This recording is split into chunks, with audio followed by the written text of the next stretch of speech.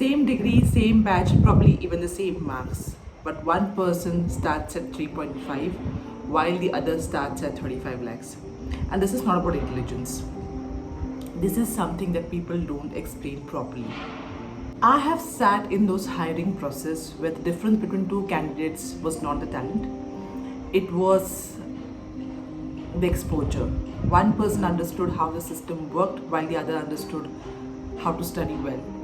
Now, this is the problem with Indian middle class, right? We were told that, study, do well, take up job, get your engineering seat, job with some well-known IT companies in India, and life is sorted. But that's not how it works now. The market has changed quietly, very quietly. So today, a lot of these high-paying jobs, they don't come from this traditional IT service company that we have.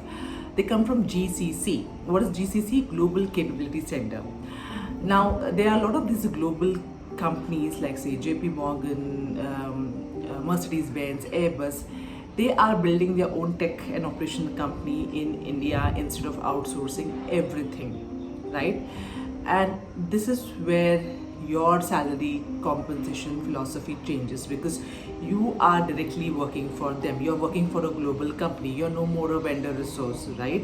You're their employee. Hence, your salary will be much higher than the traditional IT service company that we have in India. Now, India has close to 2,000 GCCs. They are spread across Pune, Bangalore, Jaipur. And this is something which is very important. JCCs are hiring completely different in 2026. They're hiring for AI skills. They're not hiring everyone. They're hiring for AI skills, product-based, cloud, right? So there are opportunities, but they are not automatic.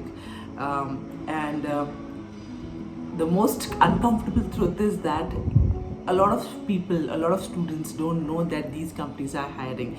They are preparing for service-based aptitude test for some IT service company while a different market is running parallelly. And I have seen this personally.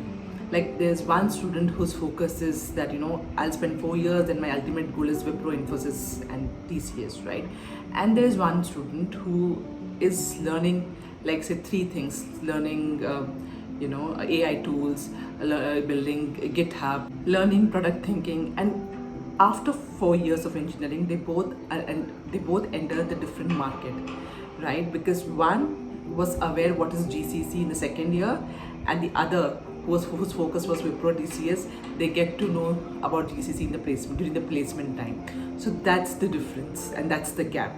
Now, I used to think that, maybe they don't have exposure, maybe someone who's already building, GitHub or learning about products or AI tools, they have someone who's helping them out with the information. Could be, but you know what? I also feel that information is everywhere. It's very easily accessible.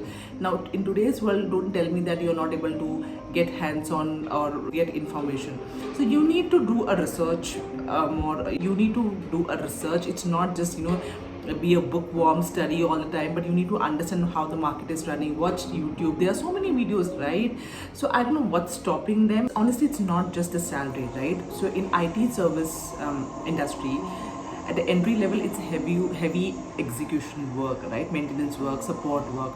However, when you work for GCC, you are closer to the product decisions, the business teams, the global stakeholders, even closer to how the decisions are made, right? And that changes how someone grows.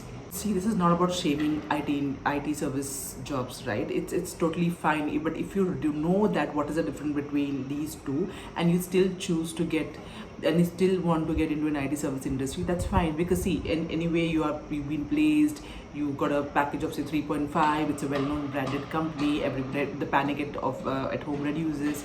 So you know that you're placed internally. All that is fine. But the kind of exposure that you get, imagine you've been already segmented in the market, right? As soon as you enter, right? Your first experience is posted on your resume. Now at entry level, you will be doing, in fact, if you're working in an IT service company, you'll be doing a high execution work, while if you're working for some GCC, your exposure will be completely different.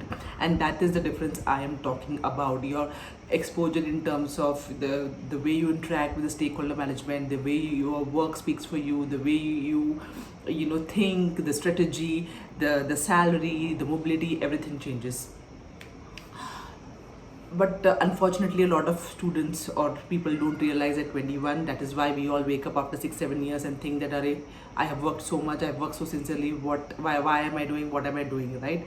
So that is when we realize, but that's too late when we realize it, unfortunately. By that time, the gap becomes too massive. Your career is not shaped because of your effort, it is shaped because of information, because of the environment, because what you normalize early on in your career, right? Some people are preparing for the company while others are preparing for the market. They are entirely two different things.